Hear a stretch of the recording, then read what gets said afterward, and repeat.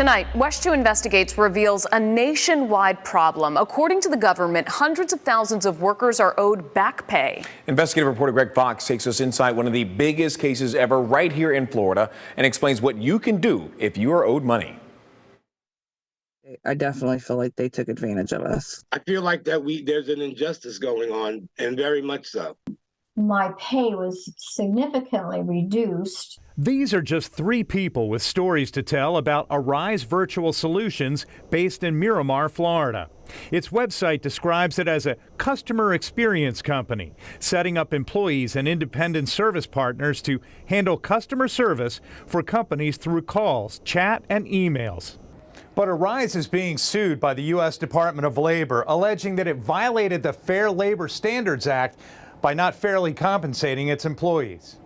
It's important to note the major Arise customers listed in the complaint and in DOL documents: Walt Disney Company, Barnes & Noble booksellers, Walgreens pharmacies, home improvement stores like Home Depot, and a fleet of the most popular cruise lines are not suspected of any wrongdoing. The federal complaint filed in the Southern District of Florida contains a list of more than 22,000 names of current and former Arise employees who may be owed money in what could be the largest case of its kind in U.S. history.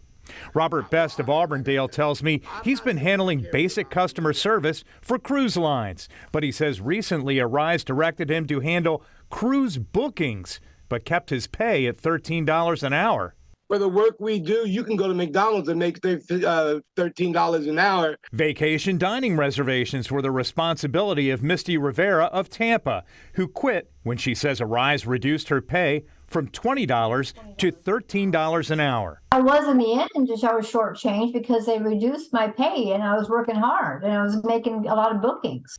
Allie Maherg of Lake City showed me her pay schedule: $6 per 30-minute interval, $12 per hour, through long days and nights handling roadside service calls for big insurance companies.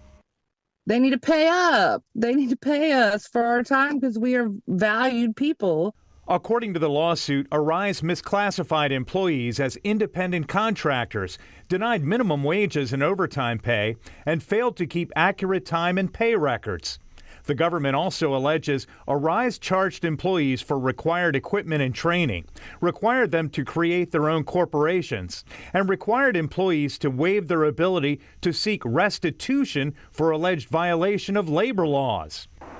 An executive for Arise told WESH 2 Investigates no one would consent to an interview, but provided this statement: "We disagree with the Department of Labor's efforts to take away the opportunities that the Arise platform provides.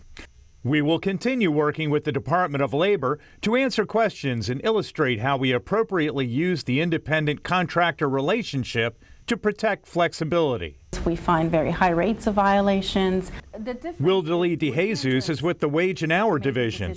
Right now, there are more than 222,000 U.S. workers across all industries that are owed a staggering $162 million in back pay. In Florida, more than 14,000 workers are owed $6.6 million. That's a big number. That is a big number. Our investigations really focus on computing wages that are due and were earned by workers and were not paid correctly. While these people are hoping they can be included in the lawsuit, anyone who worked for Arise Virtual Solutions or any company in which they believe they were underpaid can file a Department of Labor complaint. Greg Fox, WESH 2 News.